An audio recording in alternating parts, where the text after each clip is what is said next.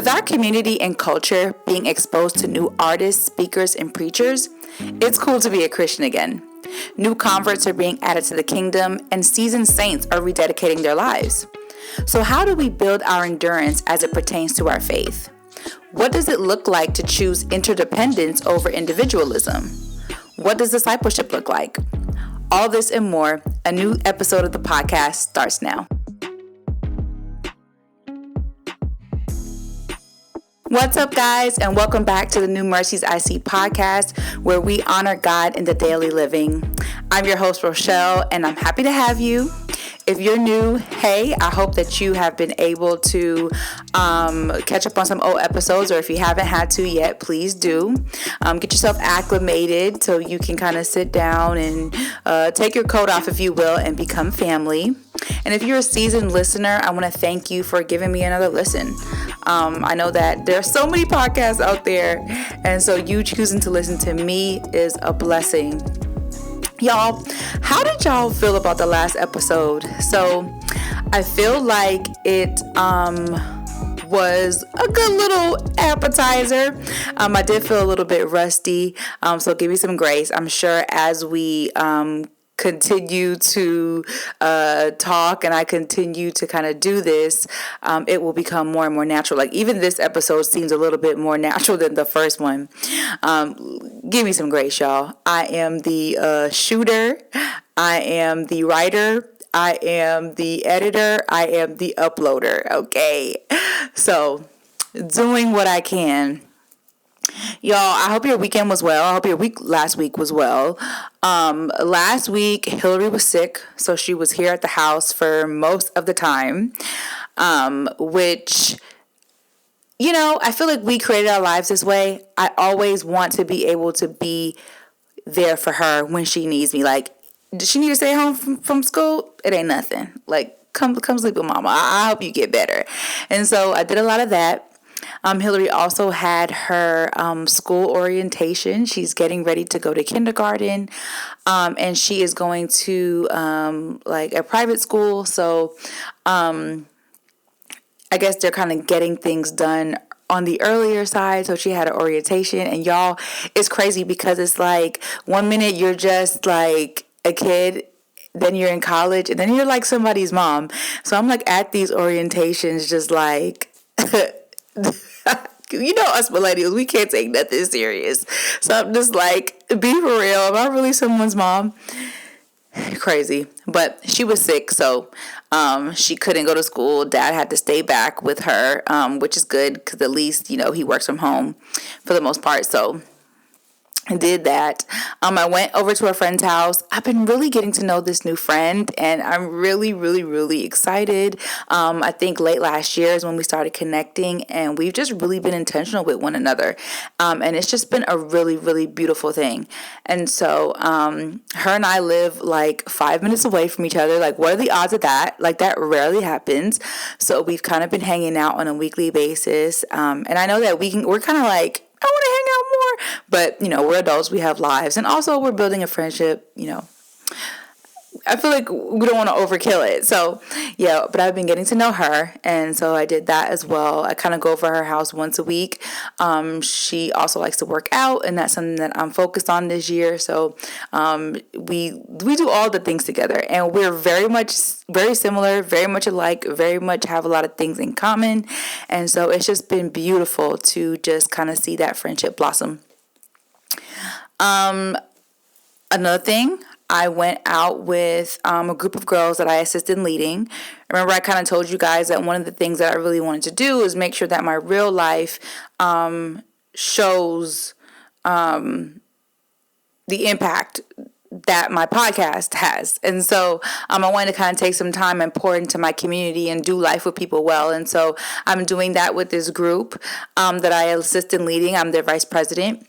And it's been great getting to know these girls and put on events for them and, you know, kind of pour into their lives and kind of just walk alongside them, you know.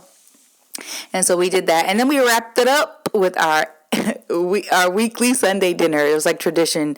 We go to some restaurant and have a good time. So that's what we did. I hope your weekend was a good one.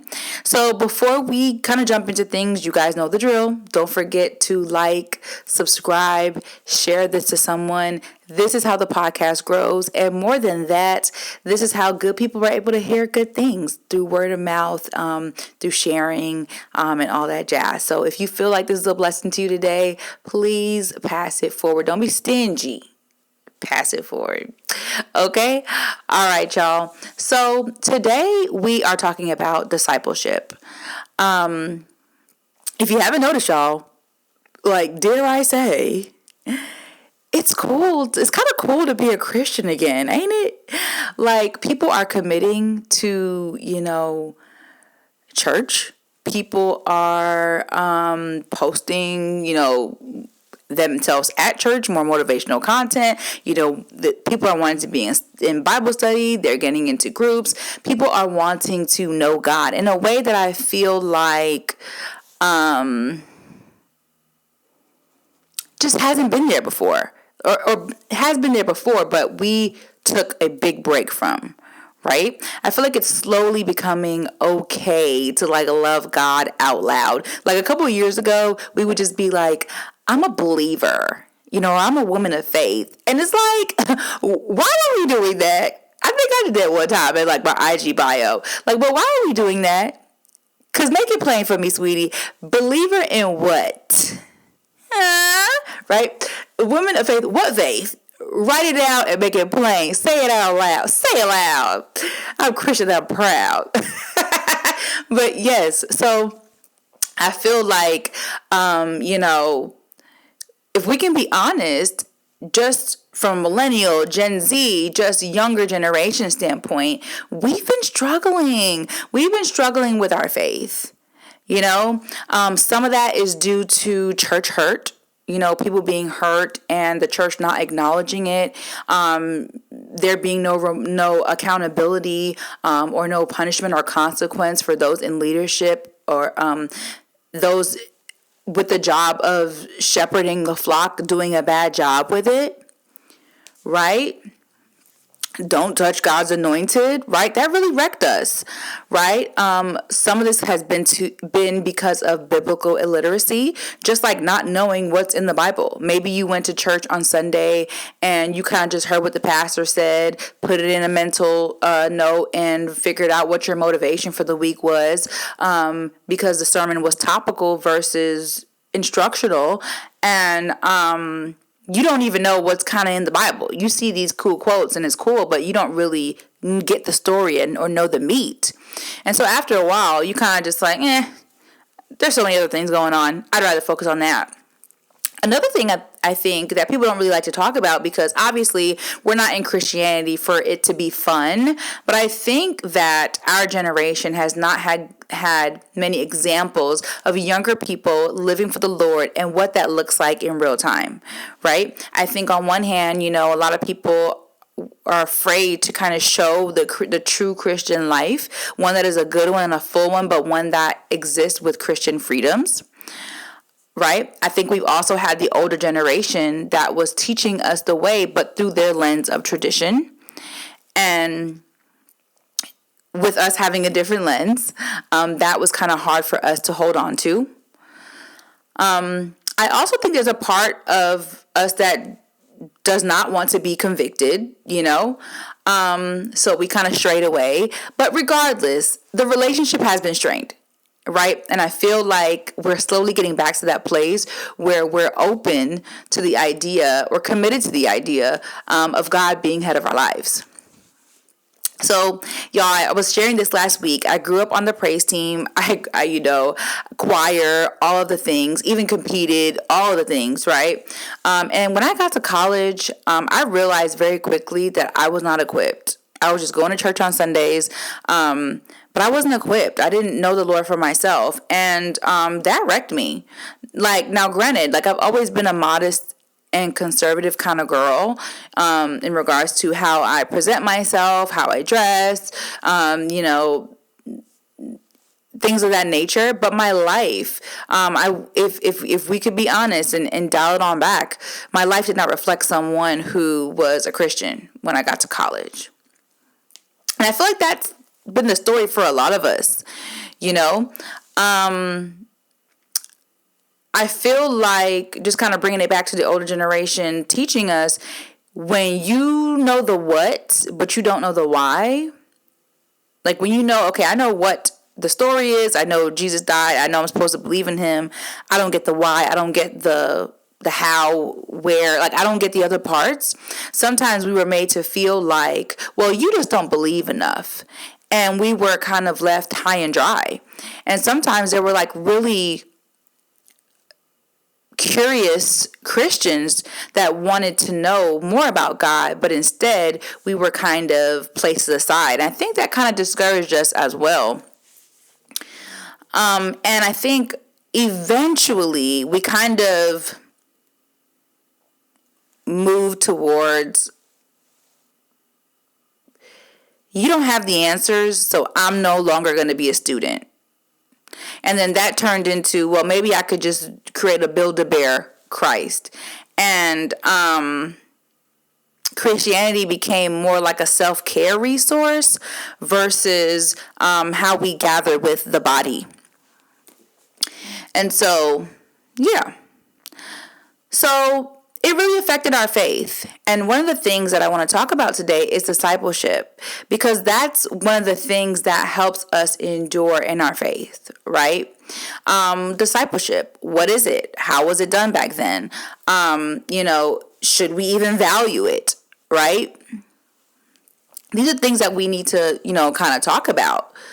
On one hand, another thing that I think contributed to this is, one, like I said, us not knowing what discipleship is that biblical literacy again. Two, I think that churches became so big that unless you were serving, it was easy to get lost. Like you could easily just kind of on a Sunday be like, hey y'all, see you later. How's the weather? Doing good. Pray for me. I have a cold. Everything's surface level. And you could just kind of fade on to the back. And elders, because the church is so big, or those in leadership because the church is so big, they can't keep up with their flock. So it's hard for them to contact you and to get to know you, right? Church family is not just, hey, we're all members, we've all joined. Church membership is we're a family. I know you. Maybe not like super close, but like I know enough things about you to walk alongside you if I need to, and you don't feel like it's a stranger trying to do so, right? Then COVID came, and we had no choice but to stay home. And I think, we slowly cemented it into like, okay, church is like therapy. I'm going for this 1 hour, and then I'm going to brunch. That was great, Pastor. Thank you.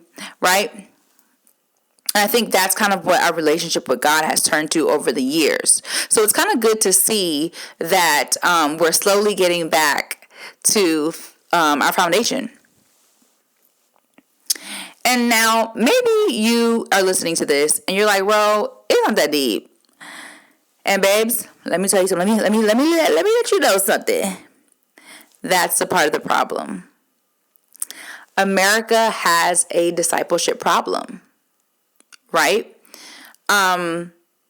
And so when it comes to kind of taking it back to how I started this podcast about just talking about, new converts and, rededication, part of that, I believe, is just God's sovereignty. Like, it's God being who he says he was going to be. He's calling back his people, reclaiming his people. He's like, look, I seen y'all. I feel like God heard one podcast too much, and he said, listen, I got to clean up all this. This is crazy. And so, but yeah, part of this is just God's will, his sovereignty. He's going to claim his people before he comes back. And this is a part of him doing so, right? But part of it is like crusade revival season. A bunch of people who hear the news and they see the vibes and they see kind of the energy and they're a part, but slowly over time, they will fall by the wayside.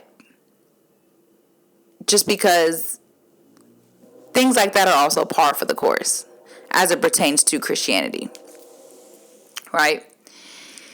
And so in the age of things like mumble rap, right, from a secular standpoint, even non-believers can acknowledge that in this day and age, Christian rap has kind of become better than secular rap. There's more substance, there's better beats, For those of us that are older, we're like, I don't know what these young kids are doing. This Christian rap makes me feel like I have substance. Also, usually when you get older, you start to kind of become more grounded in your faith. You understand mortality. You understand there being more things to life than, the young things that we do. And we can acknowledge that, like I said, there's better content out there from the Christian artists, right? But here's the thing. Just because it sounds better and you've made a playlist with it does not mean that you love the Lord. And this is no criticism because, I feel like there's a lot of criticism out there with podcasts. There's a lot of mean energy just like masked as I'm trying to get you right with the Lord. And I'm not into that. This is a walk that we do together. And this is just an opportunity for us to open our eyes, the new mercy for us to see, right? But let me hold your hand when I say this, babes. Some of you don't like the Bible. You like the bars. Okay? Some of you don't like the Bible. He just dropped a good 16. Love you, mean it. Right? And some of you are posting and shouting to the rooftops, hey, I don't listen to secular music no more. I just listen to Christian music and rap and all those things. And it's not the genre, because I know some people don't like rap, and I'm not that girl. I don't think that we should shun rap, but then go to other churches where they play contemporary rock and like it. But that's a story for another day. Some of you are posting and so proud of the fact that you don't listen to secular music, and maybe you don't, right? And praise God, right? Because that can still be a seed planted, but you still struggle for you to be known by your fruit. You still struggle to be known by your fruit, right? And again, me too, this is not to shame. This is an opportunity for us to take inventory. To ask ourselves, is this me? Like, let's just keep it a buck. Is this me? In what other areas of my life is fruit shown? Can I listen to Christian music but struggle to be accountable to my brother, struggle to reconcile with him, struggle to live a life that shows fruit being bared? How is my self-control, my kindness, my lovingness to my brother? Do I deny myself easily, or do I still want my way? And so these are things that we have to just examine ourselves and see what the result is. And if the result is not what you think it should be, this is a great opportunity to just recognize that and build on it. So this is not about critique. It's just about building our endurance, like I said before. So there is a quote that I've seen around a little bit, and I love it, especially for this podcast. And the quote is, deliverance gets you out of Egypt. Discipleship gets Egypt out of you. Right? And so, obviously, this is in reference to biblical times, where they're getting out of Egypt. But here's what this means. So discipleship is the idea of making disciples, walking alongside each other and sharing the good news and helping each other persevere and endure in the faith until we meet him, right? And so maybe you've heard a song, maybe you found a new content creator that has caught your eye from a Christian perspective. Maybe you've, gone to a new church and it's been great for you, right? Maybe you're new to the faith. Maybe you're rededicating your life, right? That's the deliverance, right? That is you having an encounter with God and being delivered from your former life, right? But it's discipleship that assists you in removing your past out of you. So you've been delivered from your past, but you need your past taken out of you. Do you understand? And what I mean by that is being a Christian doesn't mean that you just believe God and then all of your struggles go away. All of your struggles with sin go away. It's a constant battle that we fight every day. And so an individualistic society says that you can do it alone. But then we're surprised when Satan comes knocking on our door or sitting on our couch. Can we talk about it? We keep failing the same tests. Now, granted, of course, God is sovereign on his own. God is mighty on his own. All you need is God. There are some things that individually, just with your walk with God, you're going to be able to just overcome and put to bed and repent from truly. But there are some things where you're going to need a team. You're going to need your crew, right? Think of it this way.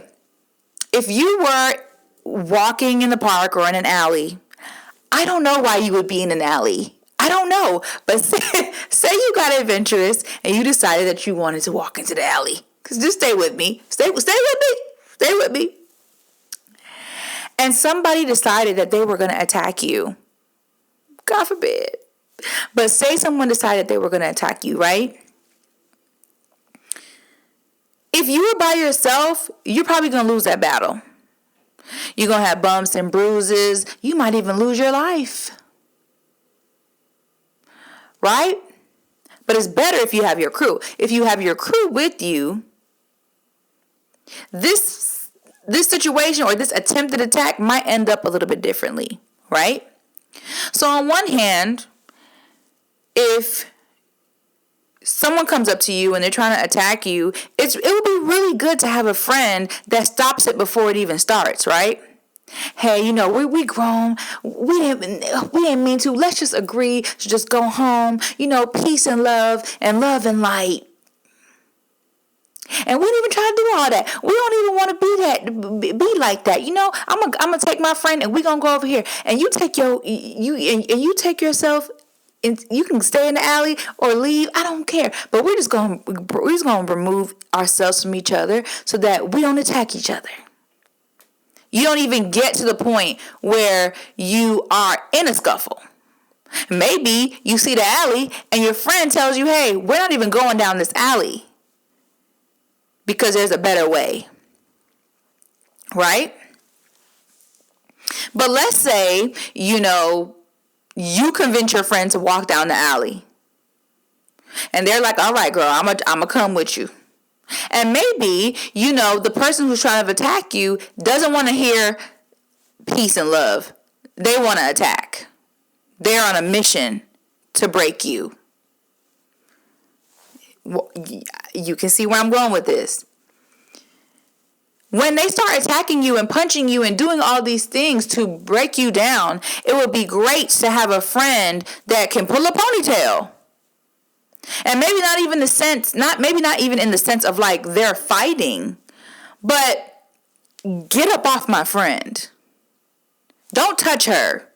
She is not to be played with in this way. Right? And that's if you're being attacked physically. So now let's take this to a spiritual mindset. When you are being tempted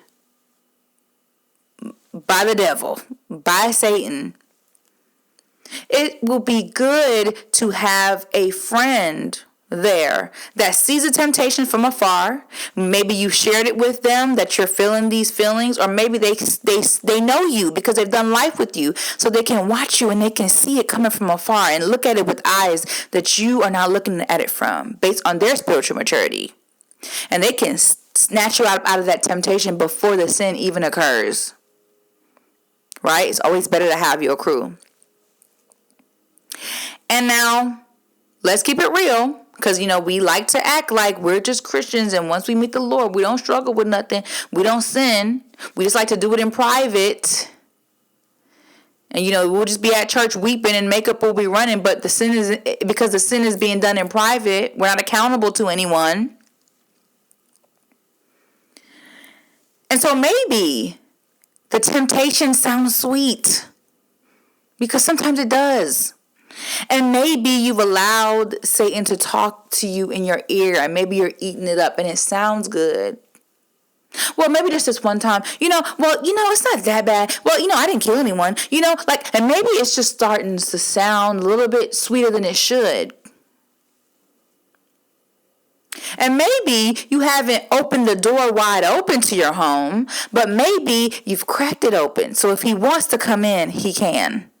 You're not gonna say come in. You're not gonna answer the doorbell. But you've cracked it open. So if he wants to walk in, I guess, right? And maybe he walks in. And maybe he walks in and you didn't invite him upstairs, right? Because you know us, we only invite the important people upstairs. Maybe he's not all the way upstairs yet. Maybe, the temptation hasn't gotten to the point where you're about to commit an egregious sin. But maybe he's taken his shoes off and sat on your couch. And you've offered him a glass of water. And maybe he's talking to you and sharing things about himself. And what I mean by this is maybe the temptation is starting to get to the point where you dabbled a little bit. You're dabbling a little bit. But you're beginning to become wrapped up in the web. That can get worse over time if you let it. It's good to have a person alongside of you that can fight with you. We're going to pray through this because this has got a hold on you right now, and I can see that it's going to get worse. Satan, loose her. God, I'm praying that you will give her strength in this matter. Discipleship is what gives you your crew, right? So that's what we need to remember when we're doing this walk. We are not meant to do this walk alone. You can't. You will stumble, and when you stumble, there'll be no one there to pick you up. So, as we think about discipleship, what does that look like? What can we look towards from a scripture standpoint to kind of show us what that will look like in real time? You guys know I'm big on practicality. What does this walk look like from a practical perspective in my daily living as a Christian? And so I'd like to point us to Paul, Barnabas, and Timothy, right? This is 3 great examples of kind of what the different methods of discipleship will look like in our lives, so that as you listen to this, you can find your people, right? So we have Paul. Everybody knows Paul. He's super revered. He wrote a good bit of the New Testament. He used to be Saul, used to be persecuting Christians, changed his name to Paul, and he is revered to this day, right? This is somebody who I would consider revered, so mature in the faith. Someone that is a little bit or a lot of it further than you in the walk of God. And when I say further, I don't mean by length. I mean by maturity. This is not about an age thing. This is not about a title thing. This is about a fruit thing. Just because someone's older than you doesn't mean that they are equipped to disciple you in a mentorship way, right? Some people join the faith later in age, and they are still kind of on baby food, if you will. Some people have been in church, got saved at a younger age, and they have the scars to prove it, right? And so this is not about age or title. This is about maturity and fruit. What fruit do you see bearing in their lives? How do they run their lives, their families, their walk? How do they show it in real time? And does this look like something you would want to model? I want to be you when I grow up, like spiritually. That's your Paul. Your Barnabas is somebody who walked alongside Paul in scripture. Your Barnabas is somebody who's kind of like your mutual friend. Maybe you guys are kind of on the same level spiritually. Maybe you guys are both moms. Maybe you guys are both going through a similar thing. Maybe you guys are both reading a certain book together for the first time. Maybe you guys are on the same kind of playing field. You need a Barnabas. You don't just need people who are higher than you spiritually, because there's a part of mentorship where you want to be your best self in front of them, right? And there's a part of the Christian walk where you need someone who's kind of at the same level as you, so that being vulnerable with them and broken in front of them does not come as difficult than if you were sitting before someone you viewed as a mentor. I hope that makes sense. And then we have Timothy. Timothy would be considered someone a little bit, you're further along than them from a spiritual maturity standpoint. Someone who you are discipling. And this is something, to be honest, that I struggle with. I still kind of struggle with it. It just feels, because I've come from churches where it's like big on title. I've always felt like, who am I to be like discipling anyone? And at my church, discipleship is big, from covenant groups and just like asking someone to walk alongside you. And that's one of the things that they stress, like, no, like there is a younger person that can be discipled by you. And that's one of the things that I actually have to grow in. So like I said, this is not criticism. This is not me being better than you. This is something that I also have to work on. And so that's my task. Let's work on it together. That's my task. And so those are kind of like the three overall pictures of what discipleship will look like. Now, in real time, this looks like, okay, maybe you go with one of these people and you go and you study a book with them, right? Hey, I would really like to work on ambition. I would really like to work on knowing scripture. I would really like to learn on how to be a good mother. Can you walk alongside me with this in this season? And you guys meet up and you pick a book and you read it on your own, and maybe you go and get coffee and discuss it with each other. And depending on the type of relationship, will determine kind of how the conversation will go, the format, and things of that nature. And these seasons don't have to last forever. Sometimes once you've got it and you feel like you have that foundation, it might trickle off. This person may become a close friend. They may not, Sometimes it's not a book. Sometimes it's just going over their house and doing life with them. I've done that a lot. Just come over. And I watch how my friends or my mentors will rear their kids, or how their family devotion goes. One time my pastor invited us, my husband and I, over for dinner, just to continue to get to know us. And I was able to see how they do family devotion at the table during dinner. And as young millennials who have, our daughter, it's helpful to see that in real time, especially when it was not done for you. And so sometimes it just looks like real time, daily living. Come on over. I'm doing laundry and washing dishes. Let's catch up and let's talk about regular things and point it to Christ as we do. Right? Also, this is not a parasocial relationship. Like you watching this podcast right now, that's a parasocial relationship. You and I have a relationship because there is one, like I said last week, but it is a social one. I'm speaking to you. You're listening to me. I can talk to you on social media and sure, and maybe we can get to that place where we finally meet or know each other, but I don't know you and you don't know me. I wish I did. I wish we did, right? But we don't, unfortunately, just because with podcasts, It's great that you can reach everyone, but you can reach everyone but not know them. You need someone in your life that gets to know you, know how you do life.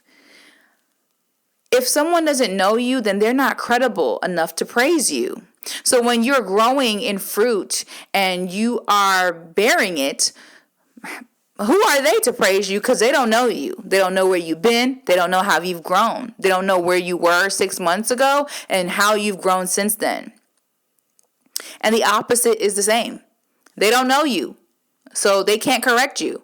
I'm speaking to you at a podcast right now, and you can listen to it, but I don't know what sin you're going to commit, after you listen to the podcast, and you don't know what sin I'm going to commit, knowingly or unknowingly, right? And so you need people in your life that know you in a way that is intimate, that can walk alongside you authentically. Not where you're posturing, not where you are appearing to be perfect, but when the days are real good and sweet that no one knows about, and when they're real bad, right? I've been blessed to have a great experience, discipleship experience. And it was years ago, but I'm telling you, it was a husband and wife. They used to go to our church. They have a good bit of children. I think they used to listen to my podcast. So if you're listening to this, hi. I don't know how comfortable they will be with me saying their name, so I'm going to not. But we spent a lot of time together. And I felt like, in some ways, the wife was discipling me and the husband was discipling Sam. Sam worked with the husband for a while, for a good bit of time. And they really helped us. Honestly, I'm going to be honest with you. That couple still holds weight in my life because they are the first and probably one of the only couples I've seen where I felt like, wow, this is what it looks like. In a way that is authentic, in a way that is genuine, in a way that is stern about the faith, but in a way that sees the humanness of man. And I ended up feeling like, wow, this is like a spiritual mom. I ended up feeling like that's what I had. And when you have an experience like that, it just makes you want to commit more. Not that you don't want to, not that you don't love the Lord, but it helps. It helps. It helps you endure and persevere. You can't do it alone. So, as we wrap up today, the new mercy. What is the new mercy that I want you to see this week? And it is that you need discipleship. You cannot do this alone. I think I've said that. I'm trying not to beat a dead horse here, but you cannot do this alone. The Christian walk is one where, yes, you may have periods of isolation. Sometimes you and God just need to lock in, right? But God gave us community, not to idolize it, but to use it as we continue to grow in Him. So I want you to ask yourself, who is your Paul? Who is your Barnabas? Who is your Timothy? Who are your people? If you don't have those people, how can I start to get those people? Part of that is committing to a local church. Part of that is positioning yourself to be around more believers that you grow with over time, that you can eventually say, hey, can you disciple me? And as you continue to do that over time, the relationships will get more and more beautiful, and you will be surprised at how your relationship with God blossoms in result of that. So that's your homework.